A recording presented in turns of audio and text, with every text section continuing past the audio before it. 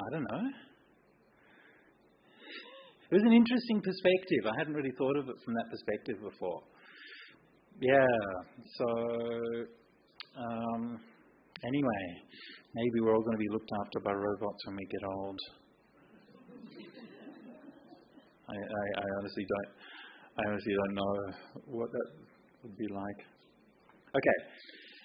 For sitting meditation, is it okay to lean on the backrest of a chair? As I find there's a lot of tension in my back and stomach area when I try to sit upright without leaning on a backrest. Yes, sure, that's fine. Actually, I've sat on a chair for most of my life now, really, because when I was a young monk, I was too enthusiastic about sitting on the floor and stuff, and I did my knees in.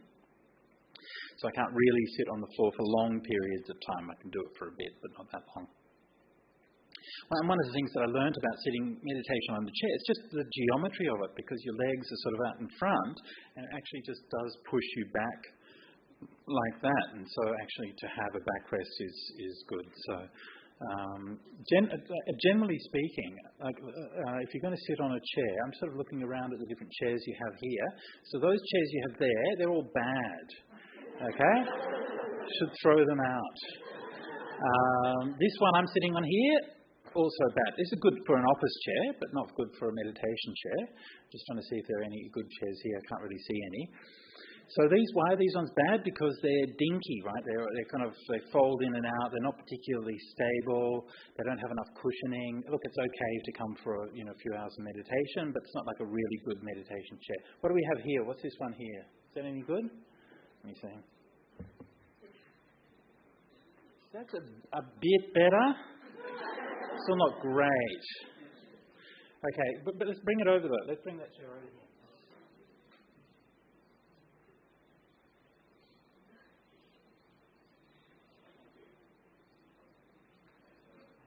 Based on 20 years of experience and more sitting on meditation on the chair.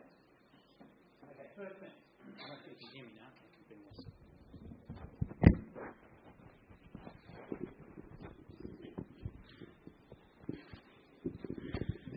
If you're going to be...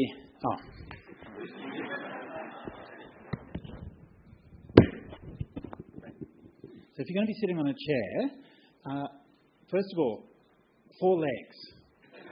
Right?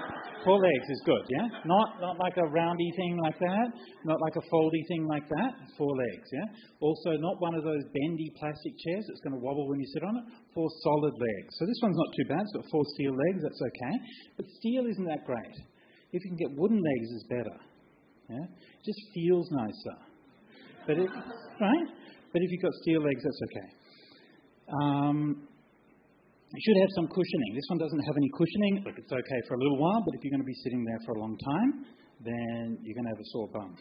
That's just how it goes. So this has a reasonable size, so that's good. Feels reasonably solid, that's good. This one's not too bad as a meditation seat, I have to say. I'm going to give it like a 7 out of 10. Right?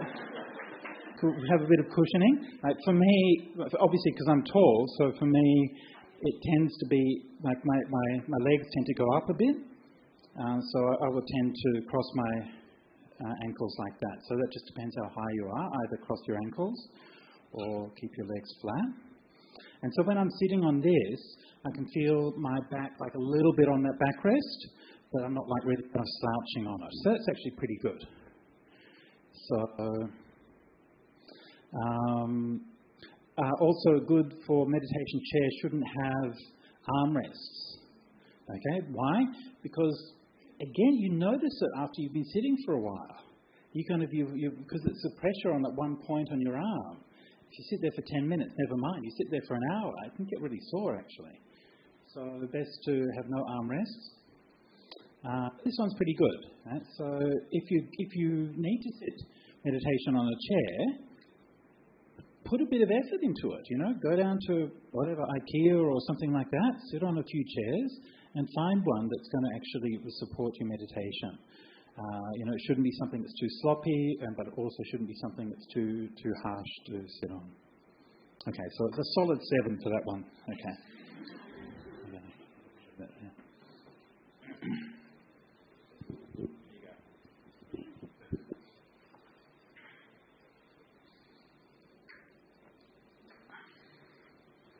Right.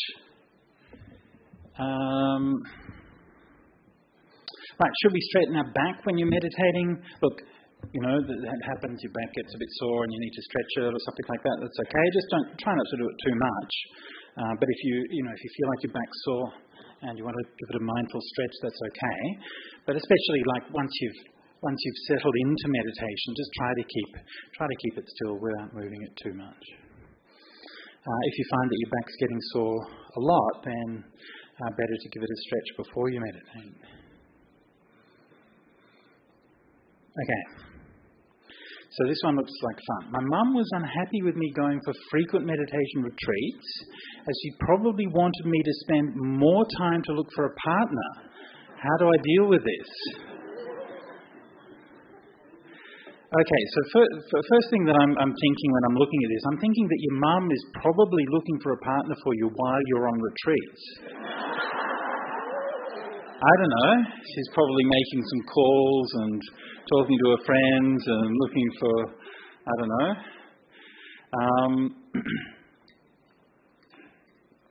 Look, nobody wants to disappoint your parents, and I think that's reasonable.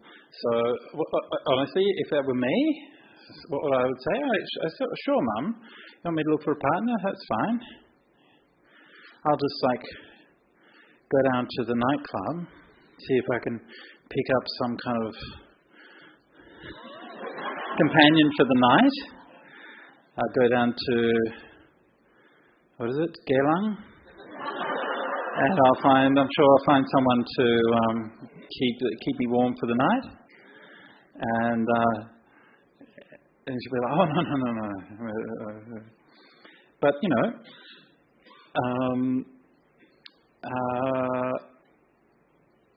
maybe you'll meet, just tell your mum, maybe I'll meet my partner on the retreat.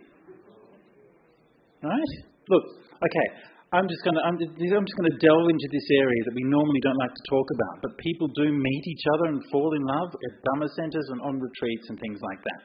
I'm going to say this. I'm going to say, if you fall in love with somebody while you're on a retreat, okay, it's probably not the best way to be using your retreat, but it's a pretty good way to fall in love with someone, right? Relatively speaking, it's not too bad, okay? So, I think that's kind of okay. So, when I learned about, I gained an insight into this when I was at teaching a youth group in KL one time, and they told me the secret that when we do metta meditation, that all the boys would do metta for the girls, and the girls would do metta for the boys, and that's how they gave them more enthusiasm for their practice. So I'm not necessarily that's the best way to do meditation, but I don't know, at least you're there. Yeah. All right, very good. Okay, so speaking of which, how does Buddhism look at LGBT? Has that considered sexual misconduct? Absolutely not. People are people, and people have different desires. And your desires and what you want and what you like don't make you a good or a bad person, okay? Let me just say this as plainly as I can. None of these kinds of forms of discrimination against people because they're gay or queer or bi or trans or anything like that have any basis in Buddhism whatsoever.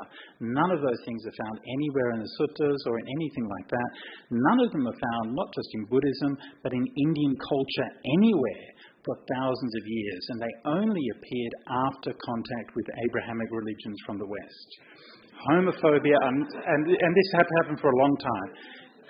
Homophobia has been invented and introduced by Abrahamic religions, full stop, okay? It's not something which is part of Indian culture, it's not something that's part of Chinese culture. People will tell you these things, but it's simply not true, okay? And if we look back in ancient Buddhist traditions and texts, and not just Buddhist traditions, but all the different traditions for hundreds and thousands of years, we don't find any hint of these kinds of discriminations. So I am begging you, do not adopt the most hateful and worst parts of other religions and imagine that they are Buddhism. And I'm not saying that all of these other religions are bad. All of those other religions have many good things about them. And if you want to adopt and learn from the good things about Islam and the good things about Christianity, great. fantastic. The Buddha Buddha was very happy to learn from the religions and people around him. But use your discernment, okay? We adopt the good parts, not the bad parts. Yeah? So, as far as from a Buddhist point of view, where we should come from is from a perspective of compassion. And people who are different suffer. And then we need to have compassion for people who are suffering. Imagine what it's like, when we talk about these things. And the first thing that I think, when somebody asks these kinds of questions, and they ask them all the time, I know they asked the same question when I was in Jakarta recently. The first thing I think about is that this is not other. Okay? This is us. This is people in this room. And there are people in this room who are gay, people in this room who are lesbian, people in this room who are bi. Sometimes you might know that, sometimes you might not know that. Okay? But that's us. It's the people around us. It's our friends, it's our family, it's our colleagues. And it doesn't make you better or a worse person. It doesn't affect who you are at all. Yeah? It doesn't have any kind of moral quality or consequences. So just accept people, that's all. And don't buy into this narrative of hate. All this is just a narrative of hate. It's just whipping up people's fears and just try to divide people and create hate and tension in the world. That's how people get power. Yeah? So don't buy into it. Yeah? We need to be better than that. We need to set people an example, and we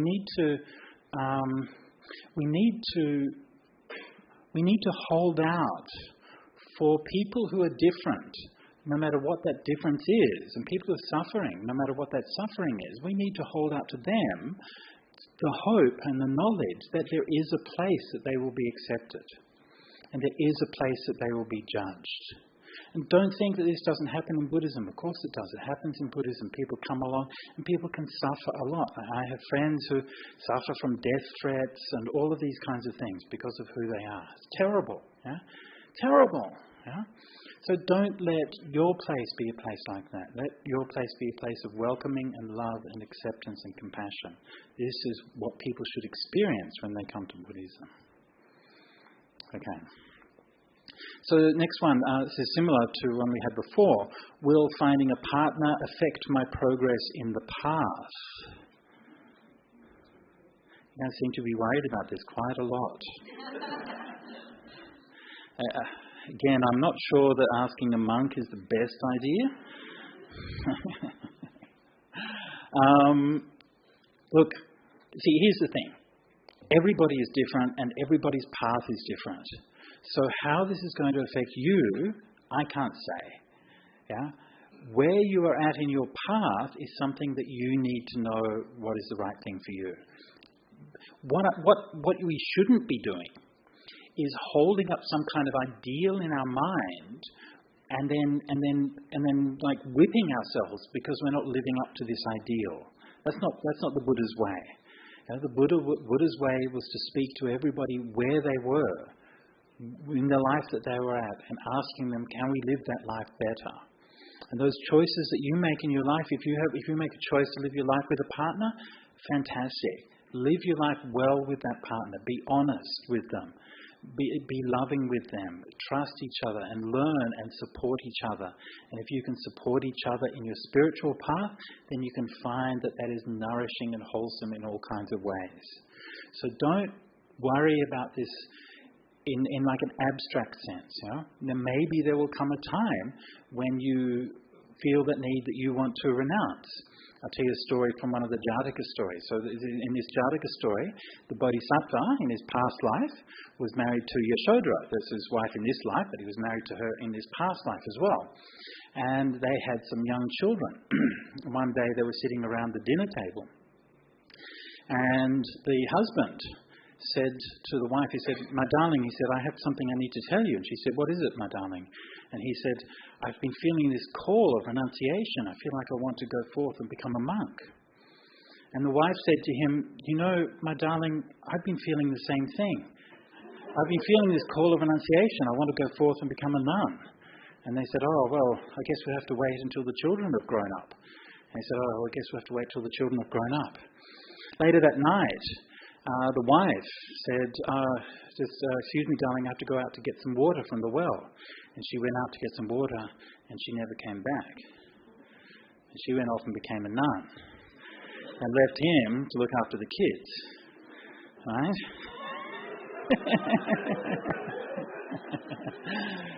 Okay, so he was like, oh, my dear wife must have gone off to become a nun. Well, I guess good for her. So he brought up the kids until they were old enough, looked after them, and then he went forth and became a monk. Then later on, after he'd become a monk, he happened to run into his former wife. He said, oh, darling, you became a nun. So that can happen. All right. Where are we going? Any tips on meditating in public transport, like buses where there's a lot of vehicle movement and engine noise, etc.? Look, the only tips would be don't have too much expectation. You know, you want to do a bit of mindfulness and practice meditation in that case, that's fine. But, okay, the description of we are the creator of our thoughts doesn't seem to align to the Dhamma. What? There is no creator. What? Rather, thoughts arise out of causes and conditions. What do I think? Well, I don't think anything, because you just said everything's causes and conditions. There's no me here to think. I mean, be consistent, will you? So anyway, that's the answer to that one. Let's move on. No, don't confuse this kind of way of language, right? So when I say that you're the creator, right, obviously I'm talking about the causes and conditions, right, which is what we conventionally call the self. So don't get caught up and confused in these different kinds of language, right? So when we want to talk about not self, we'll talk about not self. But when we're not talking about not self, we'll just talk about, I'm doing this or whatever in just ordinary language. That's okay. But yes, if you want to rephrase that more technically correctly, yes, you could say that the thoughts are arising out of those causes and conditions, especially out of that craving and attachment and so on that we have. All right. Dear Ajahn, when we have contact, does feeling automatically arise? Yes. The feeling here is referring to like, dislike, and neutral, the raw feeling. Yes, the raw feeling is automatic. This actually came up in the sutta we talked about yesterday, the Madhubhindika Sutta. And there, the feeling, the contact and feeling is an automatic process. Okay, somebody says, I have friends who develop panic attacks because they felt they cannot breathe during meditation. Right? I know that's bad, yeah, and I've also known people who've had that same problem. When I taught a retreat in Perth, and on the retreat was a cop, and he told me about it. He said that from being a policeman, he developed this anxiety and he would have panic attacks. And he said, what people don't understand about being a cop is that your life consists of going into a situation where every nerve in your body is screaming, run away. And you have to go forward, and you have to somehow keep control of yourself in that situation. And it's not easy to do, and it's, you can see obviously there are lots of cases where police will act out and act too violently or something like that. And that, of course, should never happen. But it's understandable when people are in those very tense situations and they lose control and they lose mindfulness. And so, this is why he ended up coming to the meditation retreat and coming to practice, so he could try to get control of this. But then he would encounter that same problem, and he would be meditating and then finding that these panic attacks would come on while he was meditating. And he tried to be mindful of it and control it, but in fact he had to leave that retreat and go and check himself into the hospital to try to cope with the panic attack that he had while he was on retreat. So it was a very difficult problem to deal with. What I would suggest for anybody who that's happening is that you need professional help. Go and find a therapist who understands meditation and understands the panic attacks that are happening, and work with them to figure out how to do it. Okay? Because meditation is not a universal prescription that's going to solve all of your problems. All right? It's a spiritual practice. If it helps. Sometimes it can help with certain kinds of things, and that's good. But other kinds of things, meditation can amplify. If you have anxiety, meditation can amplify your anxiety. It can, if you have like strong depression, it can also amplify strong depression. Meditation is generally indicated for mild depression. It can be good for. But sometimes if things are too much, you just get caught up and you go round and round and round. So don't think that meditation is like a universal prescription to cope with these different things. So if you're having panic attacks while you're meditating, I would strongly recommend that you find a therapist who understands meditation and that you can talk to it about it and then work out what's going to be an approach for you. Because it's one of those things, it's a catch-22 situation. The more you do it, the more you're going to worry about it and the worse it's going to get. So you really need to find some help there. All right. You have 20 over questions plus 2 here. So you may have to pick and choose. I may have to pick and choose. Unless we are okay to staying here till 6 o'clock. Oh, bloody hell. I didn't realize there's so many. Look, I'll try to get through them a little bit more quickly, okay? How do we deal with elderly parents who force their view onto us? I'm so sorry that happened to you, because that's really stressful. That on the insistence of food preference, which we try to avoid certain food, but they insist on those are good for us. Look, sometimes parents just need to grow up, right? I don't know. You know, you're adults. Yeah.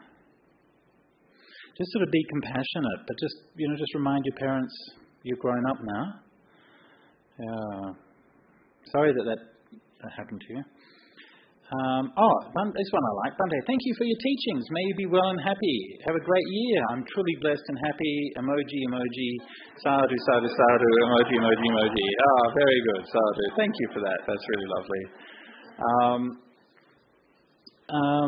So the idea of doing meditation doesn't dig well with me. It seems we are doing meditation to achieve something. What do you think the purpose of meditation is? To let go of suffering. Easy. You meditate to let go of suffering. The purpose that you have in meditation is the purpose that you bring to it. All right. So don't like overthink it.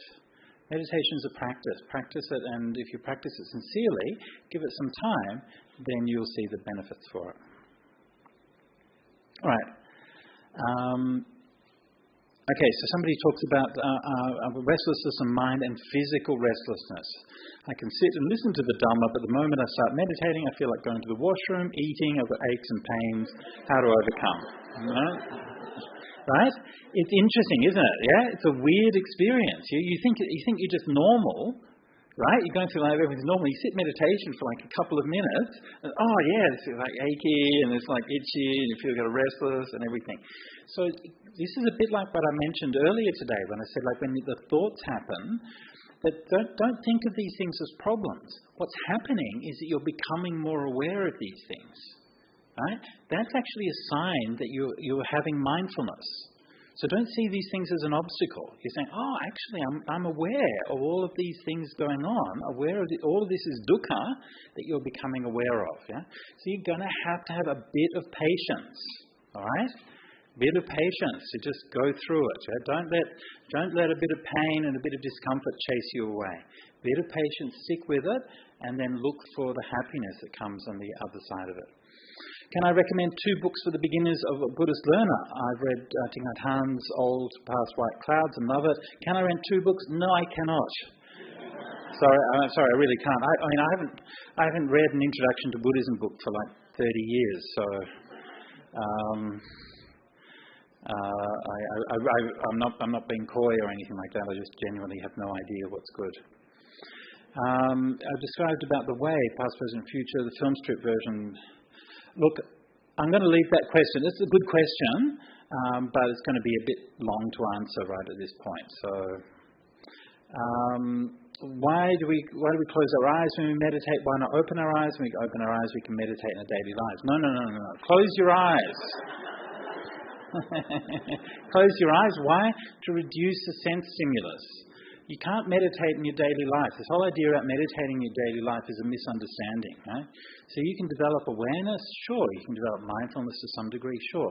But meditation is a specialized religious practice, specialized spiritual practice.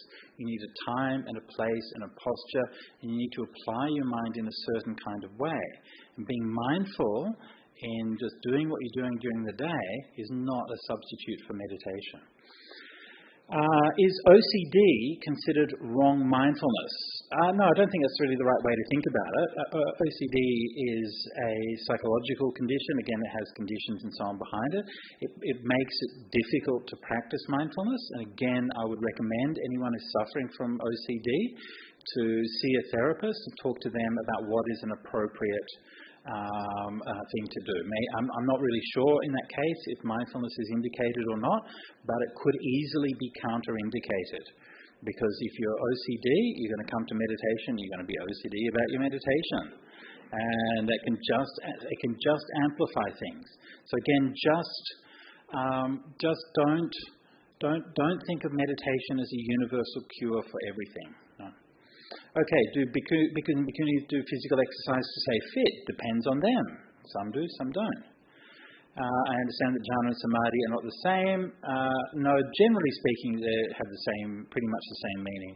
Jhana is a little bit more specific, samadhi is a little bit more broad, but generally speaking, they have a similar meaning. Okay, so another perspective on AI. They are tools that can be used for both good and bad. There are Buddhist AI too. Absolutely not. There is no such thing as a Buddhist AI. Absolutely not. These are just AIs that people just tweak in a bit and they give you some kind of answer, whatever. Yes? Yeah, I'm the one who... You asked that question. I mean, I know people who are working on Buddhist thoughts and all that. So, for example, people can input a problem that they have, and then the bot can reply to, based on the... Yeah, I know, yeah. What I mean is that AI is not really something to be shirked or, scared of. For monastics, you can come afford it since you don't really deal so much with the worldly stuff. But we working people, we have to keep up with tech. Otherwise, we are going to lose relevance and we cannot, keep our jobs. So, we have to learn to use it for good and also understand that. But also, you say, there's not, it's not a sentient thing. It's a lot of data. So it's basically the bottom line is use it for the good. Yeah.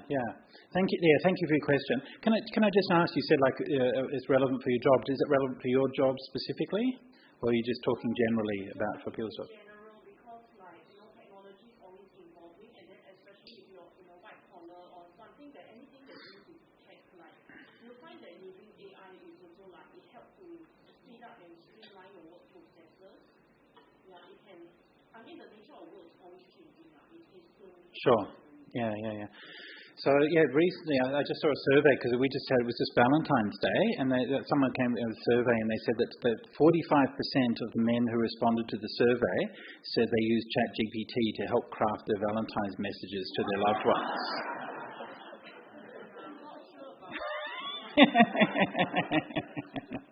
So look, I hear what you're saying.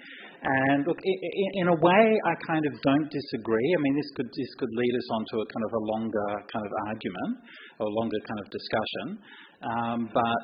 I think we really need to learn to refrain from using ideas like you say, like a Buddhist AI. Absolutely not. There's no such thing. There's a bunch of data which has been munged up into some kind of statistical blob that nobody really understands. And somebody's taken a bit of Buddhist stuff and they've thrown that into that blob and they've munged it around so that it will hopefully give you answers that sound like something that's Buddhist. So don't think that these things are anything like, they're not going to give you advice. They're going to spit out some data in a way that is designed to fool you into thinking that it's meaningful. And I strongly believe that we should really avoid using these things for a Buddhist AI or something like that. Now, do they have other applications? Obviously they do, right? Plenty of applications in business and in whatever, and so on. I mean, I just want to say for the record, right, even though I've been quite down on AI, just so you know, I actually work with an international consortium of Buddhist experts on AI. One of them is 𝐀𝐻𝐾𝐈𝐓𝐾𝐄, who's the Emeritus Professor of Computing Science at Berkeley University, and he developed the AI that drives Tesla's self-driving. Right, so this is part of a team that I'm part of that we discuss these things with. So I'm not somebody who's sort of been kind of anti all of these technologies from the beginning, right? But I'm seeing the way that these things are evolving, and particularly seeing the way that they're being manipulated and used by the people who are building it, by OpenAI and by these kinds of people. And if you look in the background of a lot of these people, they are terrible, terrible, terrible people. Like, seriously terrible people. If you don't know what I'm talking about, you just Google Sam Altman's sister and read what he did to her for many years. And you read about how he left his father to die alone. And you read how the abuse that his sister suffered for many years at the hands of the guy who's leading the AI revolution. So I know that you can't blame the whole technology on the ethics of one person, but it does tell you something about the people who are driving these things. So don't assume that these people have your best interests at heart. Yeah? Yeah. It's more of like, because I personally know Buddhists who work in tech and they were trying to do some of these stuff on Buddhism. Yeah. I know they are good people and Yeah. they just have pure intention to help the community. Yeah. So yeah, I think it depends. We must see our discernment, but I think if it's developed with the right intention by people, I think, and if it can help people with their daily life, why not? Sure. Look, certainly, obviously there are applications for it, yeah. Yeah, there are applications. Anyway, thank you for that question, and I think that's definitely something that maybe we should have like a more full discussion of at some point. It would be good. It definitely needs to be really discussed, because I think that we often charge into the future without kind of reflecting about these things. Anyway, but thank you for that. All right.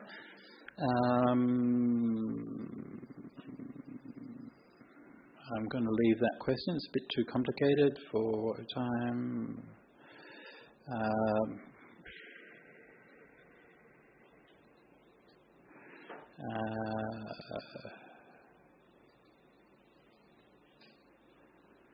Okay, so in order to let go, if we can get into jhana, does it also include physical possessions? The more we have, the less space we have in our home. Then yes, it does, right?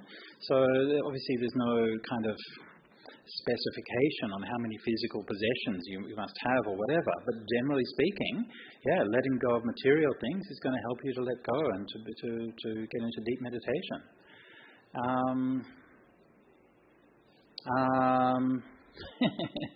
Is there any bad karma for having doubts about a monk who's going for alms round when is out of the right time? No, there's no bad karma, okay? Don't worry about it. If a monk's doing a bad thing. Look, in the Vinaya, the lay people are criticizing the monks and nuns all the time, right? I know people these days are really scared about this. They think, it's going to be some bad karma, but it happens all the time. And the Buddha never says to the lay people that there's anything wrong. It's not their problem, right? The Buddha would say, did you, to the monk or to the nun, did you do this? Is this true? And if it was true, he'd say, okay, make a rule, say you can't do that. That's all. But he would never say that there's anything wrong about the lay people for doing that. So don't kind of worry about that. Okay. How do you see devas? Mate. Meditate. How do the defilements get erased? Also meditate. Is jhana necessary for enlightenment according to the suttas? Yes. Okay, so here's an interesting question. I'd like to join the monastic order, but then I also worry about disrobing. How can you prepare yourself before joining? Don't overthink it. Yena hi manyanti tato tang hoti anyata. Which means, whatever you think it is, it'll turn out to be something else. Right? So don't overthink it, right? If you're interested in monastic life, go and stay in a monastery. That's all. That's how you prepare. Just go and spend overnight, spend a week, just book in a place. There's plenty of places in Malaysia you can go for a while. and just go and spend a few days there, spend a week. Remember, all monasteries are different. Not every place is going to be like the one you're at, but just go there and stay for a while and see how it is. Yeah, and that's all. Don't worry about disrobing. It's okay. Even if you go and ordain or stay in the monastery for a while, it's still going to be good. Okay. Okay, how should we deal with caregiver stress, caring for elderly parents and still maintaining metta and karuna towards our parents? There's been a few questions along similar lines, hasn't there? Yeah? I think that one of the things that this is pointing to is that kind of mutual obligation between parents and kids.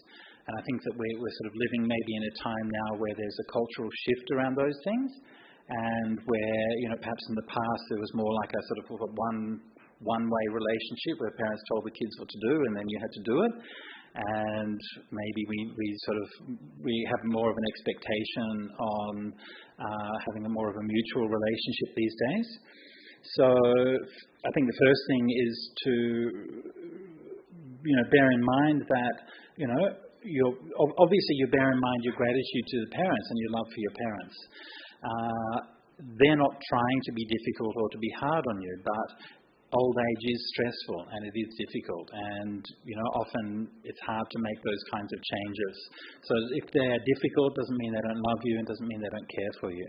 But yeah, you just have to try to do the best you can. When I chant to invite the devas, do you need to know whether you have to send the devas away? I don't know. I've never really heard of that. I think it's okay if they hang around. I don't know. I guess.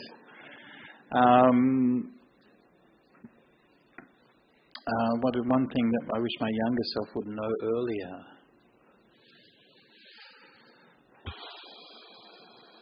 Don't know, actually. Hard to say. I never really think about that, to be honest. Have we intention to ordain? So again, a similar or related question: if we have intention to ordain but cannot take care of our parents and cannot ordain when we are young, will this delay our spiritual progress? Well, again, it just really depends. Do the best that you can with the situation that you have. If your intention is to look after your parents, then this is a wholesome intention. A wholesome intention is not going to hold you back from the Dhamma. It is a way of practicing Dhamma. And you might ask, well, maybe I could practice the Dhamma faster in this lane or that lane, but these are just hypothetical questions. The world that you're in is the world that you're in, and do the best that you can with what you've got. How many hours of daily sitting meditation would I recommend? Okay, what I recommend is this. As a minimum practice, right, 20 minutes a day, 5 days a week. All right? 20 minutes a day, 5 days a week. Why? Because 20 minutes a day is enough for you to meditate and for your mind to become peaceful. Okay, if you do 5 or 10 minutes meditation, still good, but probably not enough to really see much of a difference. 20 minutes, then your mind you can actually feel the peacefulness in your mind. So this is a good amount of time. Meditating for much more than that is often not that valuable. Obviously, it depends on you, right? If you happily meditate longer, then that's great. But a lot of the time, after 20, 30 minutes or so, people's minds tend to get a bit fuzzy, a bit sleepy, and so on. Better to keep a short meditation, finish it, and then if you want to meditate more, come back later and do it again. Right? Keep your meditation clear and focused. So 20 minutes. And then if you want to meditate longer than that, let your mind lead it. Right? If you're up to 20 minutes and then your mind feels bright and clear and you want to keep meditating, then keep meditating. But don't just make yourself meditate, because then you think that meditating is longer is better. Okay, so 20 minutes a day, 5 days a week. Why 5 days a week? Because you're going to miss a day. And when you miss a day, you'll be like, oh, damn, I missed a day, and you're going to feel bad about it, right? So if you say you're going to meditate 5 days a week, then you can miss a day, and then you can think, oh, hey, I can even miss another day, and I'm still good.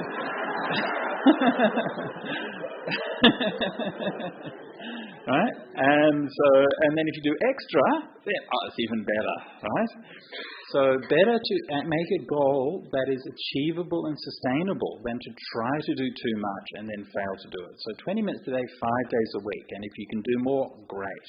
But this is what I recommend. Okay? Good. I think you have something written down? Okay. Yes. Bante, in Anguttara Nikaya 4.233, Vittara Sutta, deeds in details, the Buddha mentioned 4 kinds of deeds. On the 4th one, neither dark nor bright results, which leads to the ending of deeds, is actually the Eightfold Noble Path? Yes. Because the Noble Eightfold Path is neither dark nor bright. That's correct, yeah. May I ask, shouldn't the Noble Eightfold Path be considered deeds that are bright in nature that will reap bright results? Okay, so thank you for that. It's a good question and quite an important one. So this is a reference to a way of talking about karma. Like normally when we talk about karma, we talk about good karma and bad karma. But this particular sutta has a 4-fold analysis. Bright karma leading to bright results, dark karma leading to dark results, both dark and bright karma leading to both dark and bright results, and neither dark nor bright karma that leads to neither dark nor bright results. Okay, that's called that way. That 4-fold pattern of talking about things is called a tetralemma, and it's very characteristic of Buddhist thought and Indian thought generally. And it's a really powerful way of thinking about moral dilemmas. Actually, even the word dilemma is wrong. In the West, they have the word dilemma literally means two. Di is two, so twofold thing. In India, we have a 4-fold thing.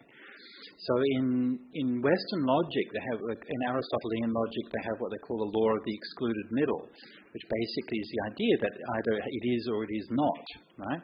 So in the morality, that means it's either right or it's wrong. And the problem with that is that that's not how morality works. Things are a lot more complicated than that. And so sometimes there are things you can do that are very simply and purely good. And those simple and purely good things will lead to a simple and purely good result. Not a problem. Sometimes you do things that are bad, right? And then there are bad things and they lead to a bad karmic result. Straightforward. But then there are things that are both good and bad and lead to a good and bad result. Yeah? And this is something which is really sort of, I think is like a really important thing to acknowledge. One of the cases that happens, and this has been discussed in the last few years, is the case of war. Like, what happens if your country gets invaded? What do you do? Right? Do you defend your country? Is that right? Right?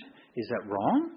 I mean, it doesn't seem right to say, well, you're just going to let your country be overrun and let, some invader then kill everybody and rape all the women and destroy everything. It doesn't seem right. So this is a case of black and white karma that has black and white results. So if your intention is to protect your country and protect your people, then this is good karma, right? But if your intention is to kill the enemy soldier, then this is bad karma. And this is why these kinds of situations can't be reduced. You can't say ultimately it's good or it's bad. Actually, it's a mixture of good and bad. And that's why even soldiers who believe that they're doing the right thing will still suffer from trauma and stress because of it. And they might fully be convinced that they did the right thing in defending their country. But still, it's traumatic to bring harm and violence upon another human being, no matter what you believe about it. And so this is that black and white karma. And sometimes in the world, it's just like that. And you want to say, I want to have a clear-cut answer. Is this right or is this wrong? But it just isn't like that. And yet you have to act. Yeah? So from a Buddhist point of view, the point of pointing it out like this is to say, well, that's dukkha. That's why the world is dukkha, because as long as you're here in the world, you will be faced with those choices. And you will be put in a situation where you have to do a bad thing for a good reason. Right? Not easy for anybody to be able to try to negotiate those kinds of situations. And so that's what leads us to the last one, which is the neither black nor white leading to neither black nor white result. So the practice of the Eightfold Path to what we've been talking about today, yes, in one sense you can say it's bright in the sense it leads to good karma and leads to good results, but in a deeper level it leads to awakening, which is to the escape from all karma and escape from samsara and escape from all of this dukkha. So in that sense it leads to neither black nor white results. So this is those four kinds of karma that they were talking about. Eileen, do you have one more? Last one is a personal one. Dear Ajahn, thank you for your down-to-earth talk. I like it.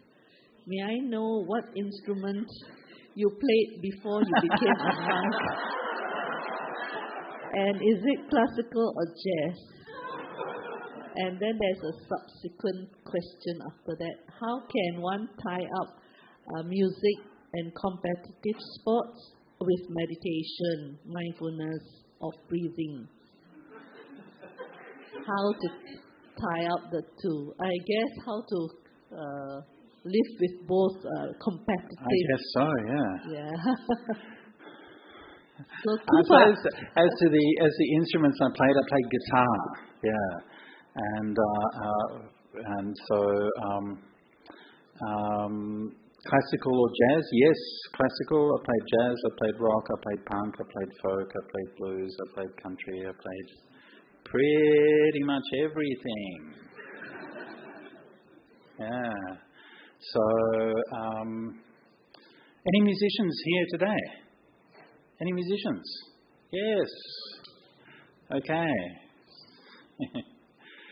So, yeah, I played music for a while. It was good, and then after a while I'd done the things that I wanted to do and it was time for me to do something else, so I went on and did something else.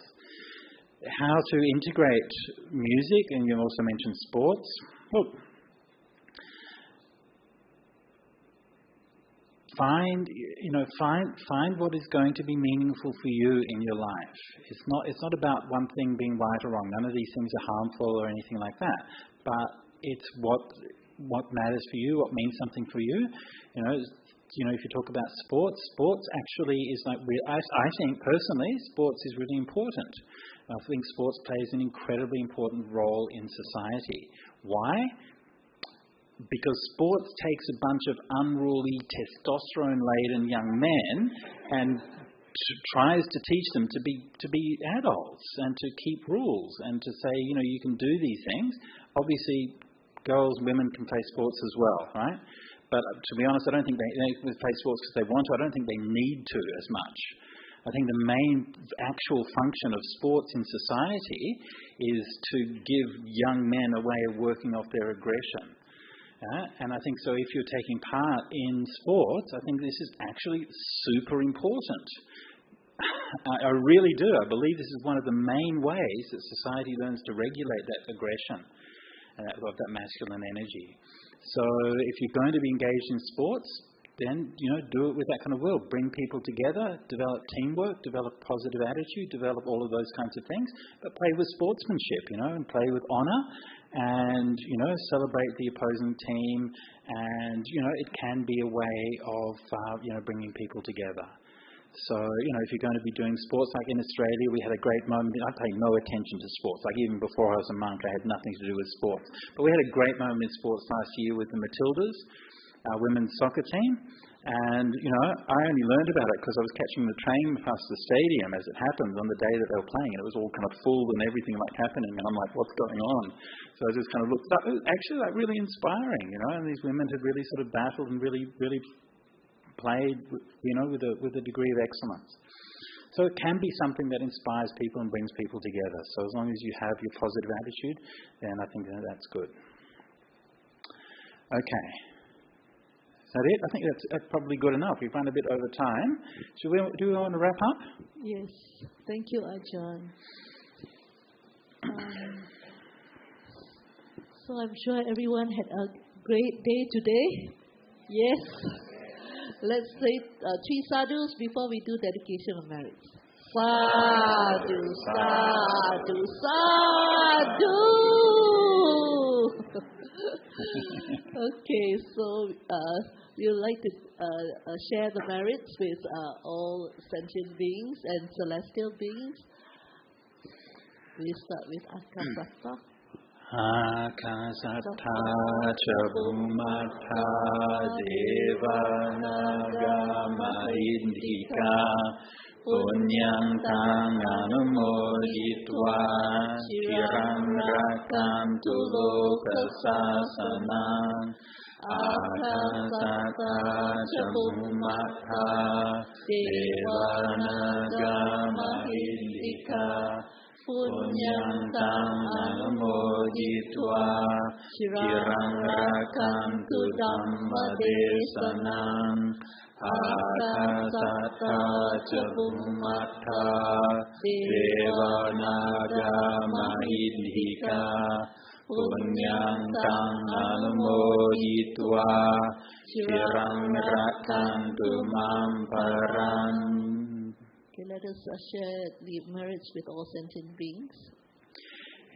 Etavata cha amhehi sambatam punya sampadam sabbe deva anumodantu sabba sampatti siddhya etavata cha amhehi sambatam punya sampadam sabbe bhuta anumodantu sabba sampatti siddhya etavata cha amhehi sambatam punya sampadam sabbe satta anumodantu sabba sampatti siddhya.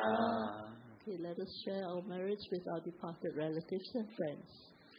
Idam me nyatinam hotu sukhita hontu nyatayo. Idam me nyatinam hotu sukhita hontu nyatayo. Idam me nyatinam hotu sukhita hontu nyatayo. Sadhu, sadhu, sadhu.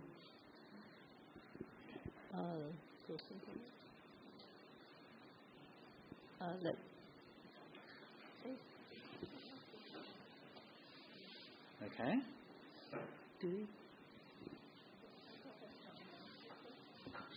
Okay. Any more last minute messages?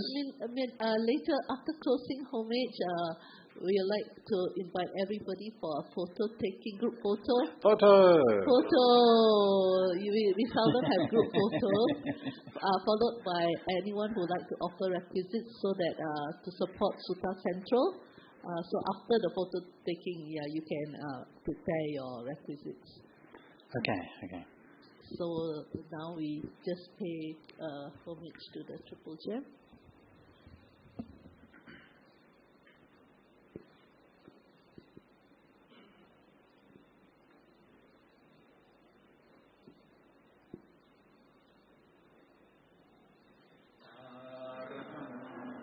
Sama Sambuddho Bhagava Buddham Bhagavantam Abhivademi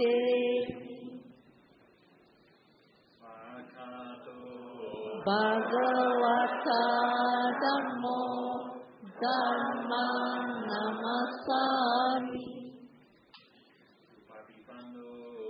Bhagavato Sāvaka Sangho Sangham Namami.